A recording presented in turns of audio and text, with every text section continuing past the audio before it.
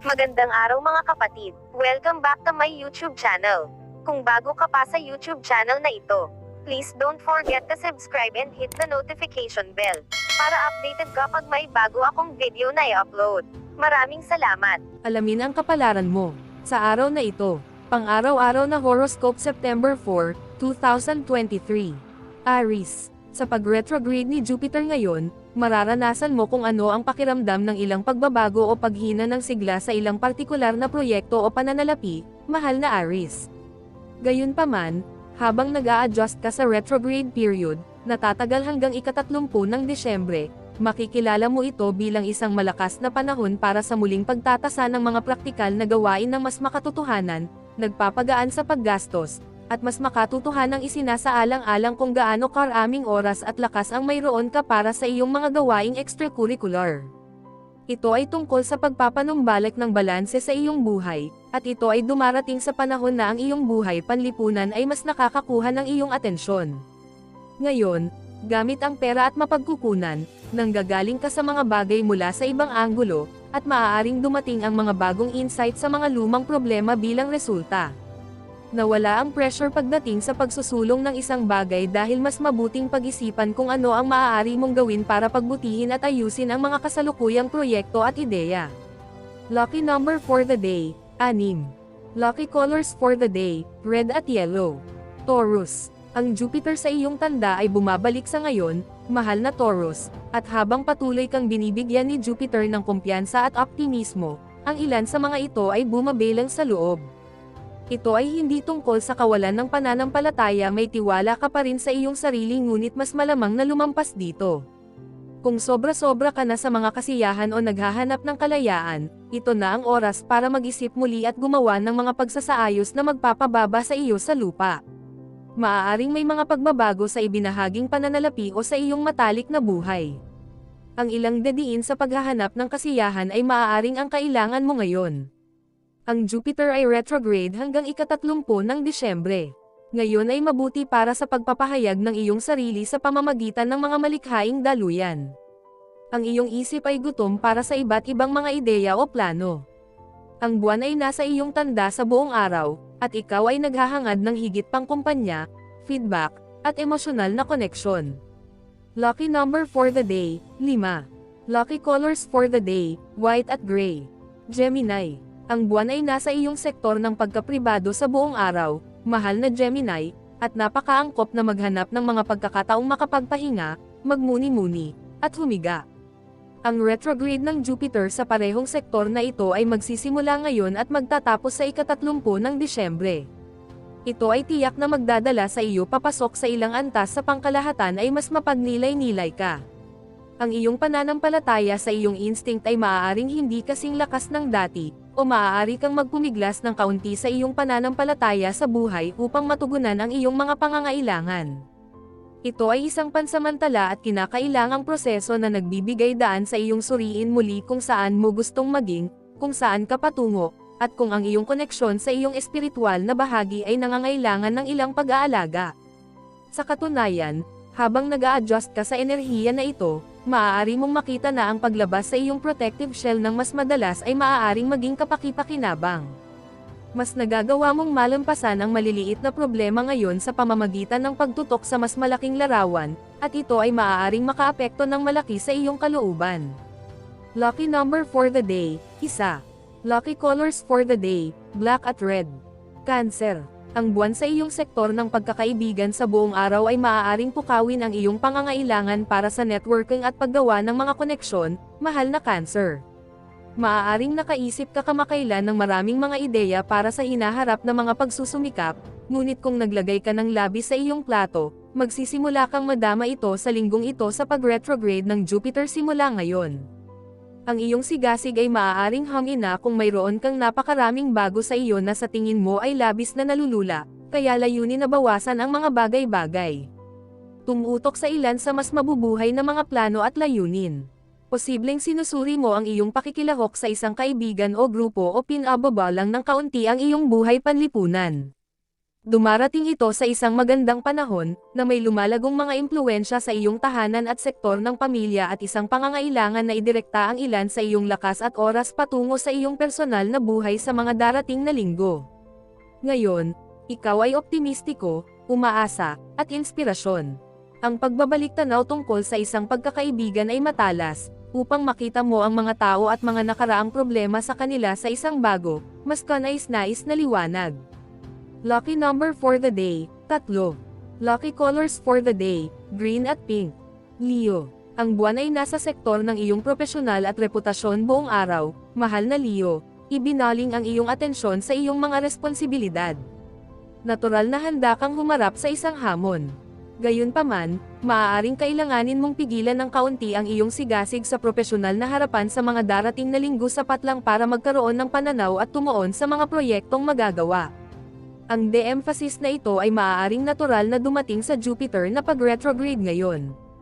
Hanggang sa ika-30 ng Disyembre, maaaring magkaroon ng kaaya-ayang pakiramdam na hayaan ang mga bagay-bagay na mangyari ng natural at pananalig na magiging maayos ang mga ito sa huli, dahil maaaring naramdaman mong sobra-sobra ang iyong ginawa.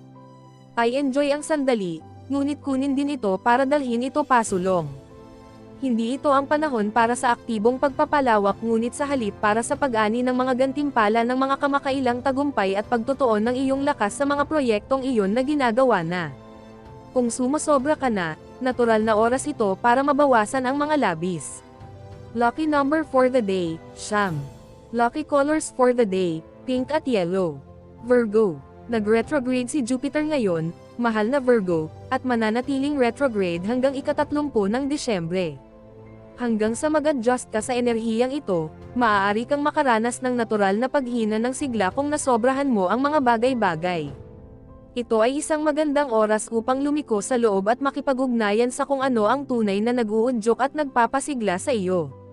Ang ilan sa mga pananampalataya na iyong pinangalagaan ay maaaring tila huminto, ngunit sapat lamang para makita mo ang iyong mga plano sa ibang, mas makatutuhanang liwanag.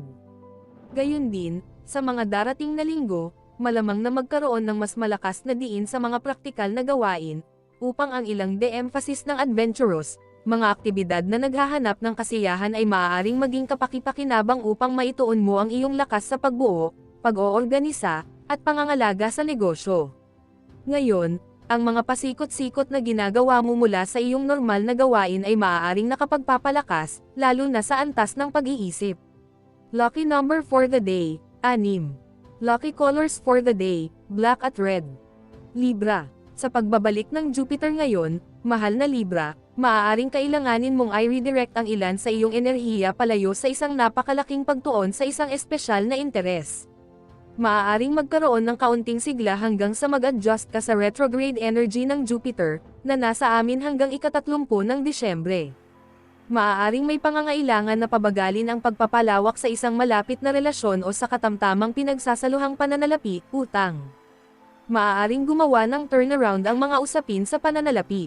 Kung sobra kang gumastos, nanghihiram, o masyadong umaasa sa iba para sa iyong kaligayahan, ito na ang oras para ibalik ang mga bagay sa balanse. Huwag hayaang malabo ng pag-aalinlangan ang iyong paningin sa isang taong espesyal sa iyong buhay ngayon. Kilalanin na may panahon para itulak ang mga bagay pasulong at panahon para sa paglalaba. Malakas ngayon para sa malapit na pakikipag-ugnayan sa iyong pinakaloob na mga pagnanasa. Ang mga ideya ay kusang dumarating sa iyo o sa pamamagitan ng mga panaginip, at nahuhulog ang mga ito sa lugar. Lucky number for the day, 3. Lucky colors for the day, brown at yellow. Scorpio. Nag-retrograde si Jupiter sa sektor ng iyong partnership ngayon, mahal na Scorpio, at magpapatuloy sa retrograde motion hanggang ika-30 ng Disyembre. Itinuturo nito sa ilang pangangailangan na i-de-emphasize ang mag-asawa o ang iyong mga layunin sa relasyon ng kaunti upang makapag-focus ka sa iyong mga personal na plano, higit na kalayaan, at malusog na pansariling interes sa ngayon. Ang ilan sa kasiglahan na naramdaman mo tungkol sa isang relasyon ay maaaring magsimulang maghina, o naramdaman mo na lang na kailangan mong humiwalay ng kaunti upang ang isang pakikipagsosyo o pagkakaibigan ay magkaroon ng oras upang huminga, at natural na lumaganap. Ito sa anumang paraan ay negatibo, ito ay, sa katunayan, isang paggalang sa natural na pagdaloy ng mga bagay. Favorable ang komunikasyon ngayon. Maaaring pumasok sa larawan ang bagong impormasyon at makakatulong sa iyong makatuklas ng bago tungkol sa isang lumang problema sa isang relasyon. Lucky number for the day, 7. Lucky colors for the day, red at white. Sagittarius. Ang buwan ay nasa iyong trabaho at health zone buong araw, mahal na Sagittarius, at mayroon kang emosyonal na pangangailangan na ituwid ang iyong mga pang-araw-araw na gawain. Ang Jupiter, ang iyong pinuno, ay umiikot para sa isang cycle na tatagal hanggang ika-30 ng Disyembre. Habang ang sigasig para sa mga proyekto sa trabaho at mga pagsusumikap sa kalusugan ay nasa lugar pa rin, maaari kang magsimulang makakita ng mga lugar ng labis na nangangailangan ng pagpapabagal at pagsasaayos. Bagamat nakakapanghina ng loob ito sa simula, ito ay talagang isang magandang panahon upang tingnan ang mga aktibidad at planong ito mula sa ibang pananaw. Subukang huwag ng higit pa, at sa halip ay tumuon sa kung ano ang nasimulan mo na. Napapanahon ang retrograde cycle na ito, dahil ang ilang de-emphasis ng trabaho ay maaaring magbakante ng mas maraming oras sa paggugol ng networking at pagkonekta, habang ang iyong sektor ng pagkakaibigan, pangarap, at mga layunin sa kaligayahan ay nagiging mas matibay na focus. Ngayon, maaaring dumating sa iyo ang bagong insight tungkol sa lumang trabaho o problema sa kalusugan. Isa rin itong magandang araw para sa personal na impluwensya. Lucky number for the day, 4. Lucky colors for the day, maroon at pink. Capricorn.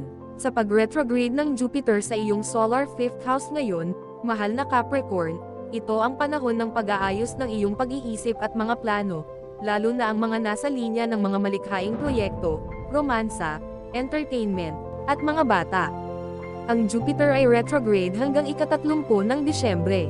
Posibleng makaranas ka ng humihinang sigla patungo sa isang romansa o malikhaing pagsisikap sa susunod na sandali, ngunit maaari ka lang, natural, umatras at kaunti upang hayaan ang mga bagay na dumaloy. Oras na para sa ilang pagsasaayos, at ibang pananaw sa mga bagay na ito, at pinakamainam na tingnan bilang isang oras para makahinga. Hindi na kailangang i-hold ang mga bagay. Maaaring may pakiramdam na kailangan mong talikuran ang isang bagay na kasiya siyang makuha sa ibang larangan ng buhay, at maaaring maging mahirap ang mga desisyon. Gayunpaman, ang ilang de-emphasis ng iyong paghahanap ng mga kasiyahan o libangan ay maaaring maging praktikal na ngayon sa pagbuo ng mga impluwensya sa iyong chart na nagpapagatong sa iyong ambisyon. Lucky number for the day, 8. Lucky colors for the day, violet at red. Aquarius. Ang buwan sa iyong sektor ng pamilya at tahanan sa buong araw ay nagpapahiwatig ng pangangailangan para sa pagiging pamilyar, mahal na Aquarius. Ang Jupiter ay nagdadala ng malakas at masigasig na enerhiya sa iyong mga domestic na proyekto at buhay tahanan sa taong ito, at ngayon, lumiliko hanggang ika-30 ng Disyembre. Ang cycle na ito ay nagpapahiwatig ng oras para muling suriin ang mga bagay at pagsasaayos ng iyong mga plano. Posibleng makaranas ka ng ilang paghina ng sigasig, ngunit ang anumang mga pagbagal na naranasan ay nag-aalok na ngayon sa iyo ng pagkakataong tingnan ang iyong mga plano mula sa ibang pananaw upang maaari kang sumulong sa kanila ng may higit na kumpiyansa.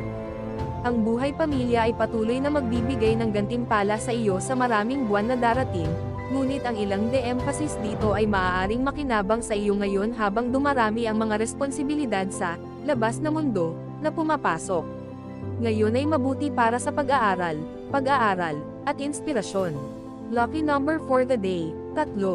Lucky colors for the day, yellow and blue. Pisces. Ang buwan sa iyong sektor ng komunikasyon sa buong araw ay nagpapahiwatig ng pangangailangang panatilihing abala, nakatuon, at konektado ang iyong sarili, mahal na Pisces. Sa pag-retrograde ng Jupiter, maaari mong mapagtanto na nakakuha ka ng kaunti pa kaysa sa iyong makakaya sa pag-aaral, pagkonekta, o pang-araw-araw na aktibidad. Huwag hayaan itong maging isang nakakapagpapahinang karanasan. Sa halip, muling suriin kung gaano kalaki ang maaari mong pamahalaan at magpasya kung aling mga bahagi ang maaaring i-trim. Magiging retrograde ang Jupiter hanggang ika-30 ng Disyembre, at malapit ka nang maging komportable sa enerhiyang ito. Malamang na mabagal ka sa mga bagong interes at proyekto, at tumuon sa mag-enjoy, at bumuo ng kung ano ang mayroon ka na sa lugar. Ang pagsulong ng masyadong mabilis ay hindi mabuti para sa sinuman. Ngayon ay mabuti para sa pagsasaliksik, pag-iisip ng mga estratehiya, at paggawa ng mga plano. Lucky number for the day, 4. Lucky colors for the day, pink at yellow. Special shout out to the following. Special shout out kay Sir Mario Scissor. Thank you for watching, sir. Special shout out kay Ma'am Zenaida Saplio. Thank you for watching, ma'am. Special shout out kay Ma'am Gemma Laurente. Thank you for watching, ma'am. Special shout out kay Sir Eduardo Reyes. Thank you for watching, sir. Special shout out kay Sir Malon Ivig. Thank you for watching, sir. Special shout out kay Sir Seferino Corochiel. Thank you for watching, sir. Special shout out kay Ma'am Judith Metran. Thank you for watching, ma'am. Kung gusto mo magpa-shoutout sa next video, comment na. Maraming salamat sa panonood, mga kapatid. Sanay nagustuhan nyo ang video na ito. Please don't forget to subscribe and hit the notification bell para updated kapag mayroon akong bagong video na upload. See you in my next video.